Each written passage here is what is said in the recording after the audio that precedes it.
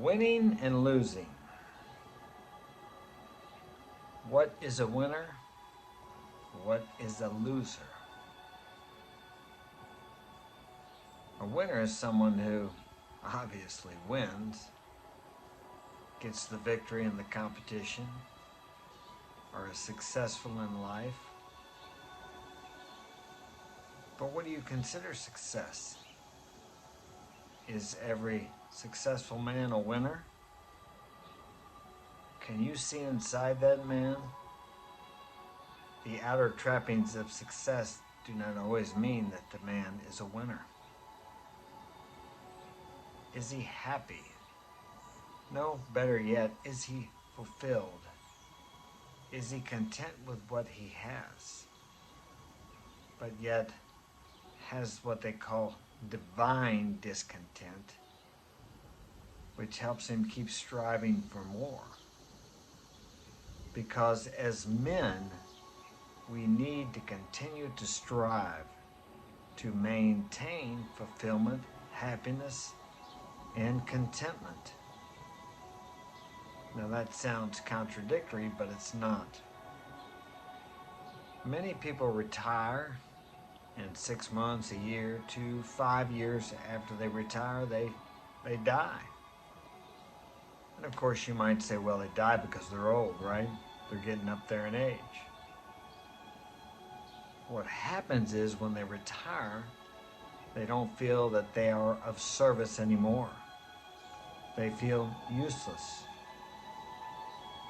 And as a man, you have to feel like you're useful. You have to be able to serve. One of the keys to a successful life is service. The amount and quality of service you can provide to your fellow human being. Some of the greatest successes in life were the greatest servants.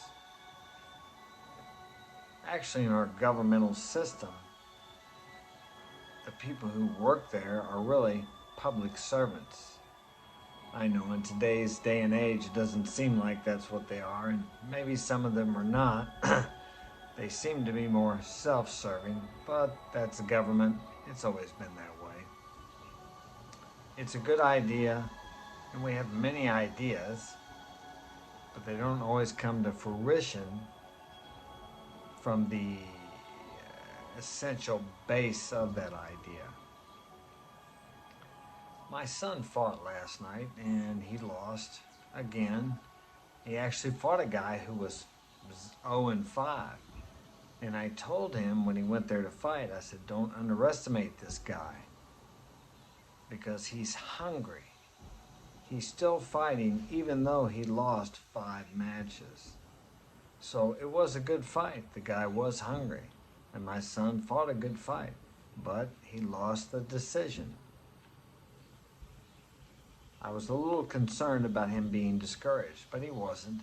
He said he was at first, and he actually told me that during the second round he wanted to quit, but he didn't, and he came on strong in the third round and actually hurt the guy, but he still lost the decision. And I told him, I said, it was an experience for you. You were learning. One day people will see you fight and think, man, he's a good fighter. I wish I could be as good as he is. And they have no idea what he had to go through to get there. There's 2 other guys that he's fought against, and they too, one of them lost his first 4 bouts. Henry at least has won one of his 4 bouts. But you continue on. If you're a winner, it doesn't matter how many times you fall down, how many times you lose the event.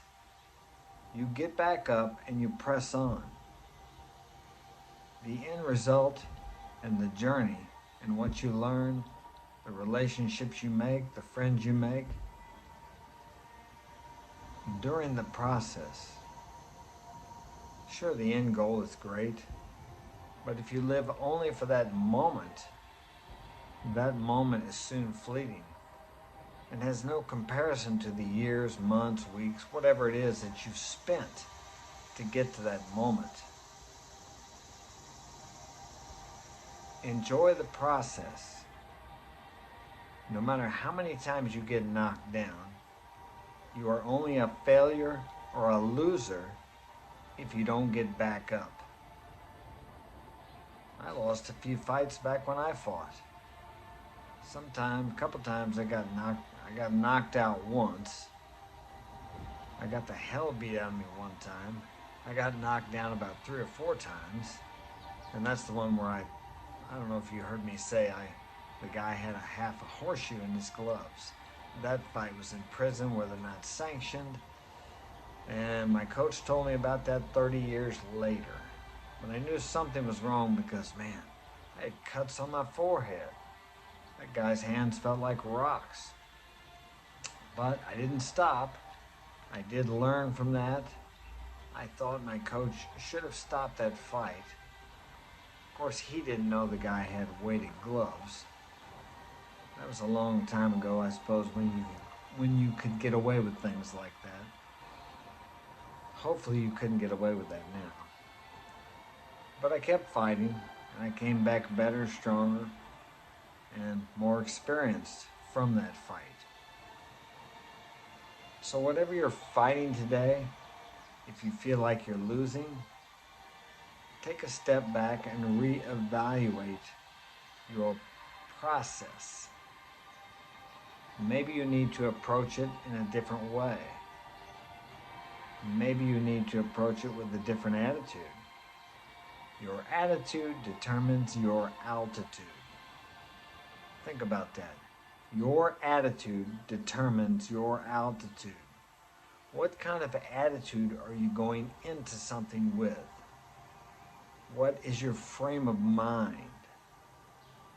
Is your frame of mind, this is going to be difficult, I don't know if I can do it, other people have failed, I don't know if I'm man enough, I don't know if I'm good enough. Well, so what if you're not good enough now? How do you think you're going to get good enough? You keep trying, just like my son.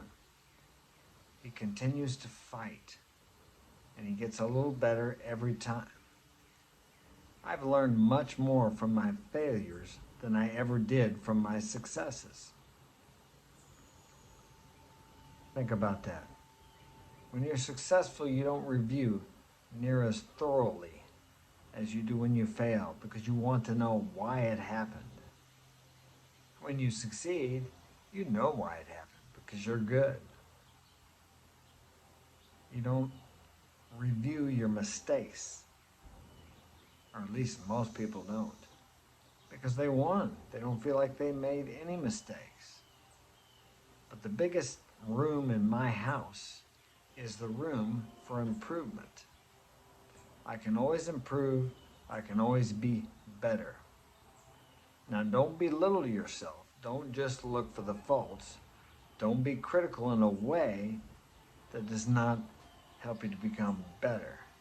Don't beat yourself up for mistakes you've made over and over and over again. It took me 2 or 3 years to learn how to slip and roll punches. I used to take quite a few punches. I just couldn't get it. And then one day it finally caught on. You just have to press on and keep visualizing yourself as the man or the woman that you want to be. That is, if you're a man. If you're a woman, visualize yourself as the woman you want to be. But we won't get into that gender stuff. All right, so remember today, you're only a failure if you get knocked down and you don't get back up. Press on, get up, keep moving forward. If you get knocked back, get up, move forward again, because you can do it. You have much more in you than you can imagine. You are limitless. And the only limits you have are the limits you set upon yourself. Believe that, and it will be true for you. That's all I have time for today.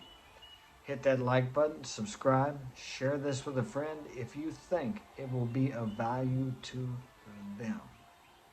Take care. See you next time.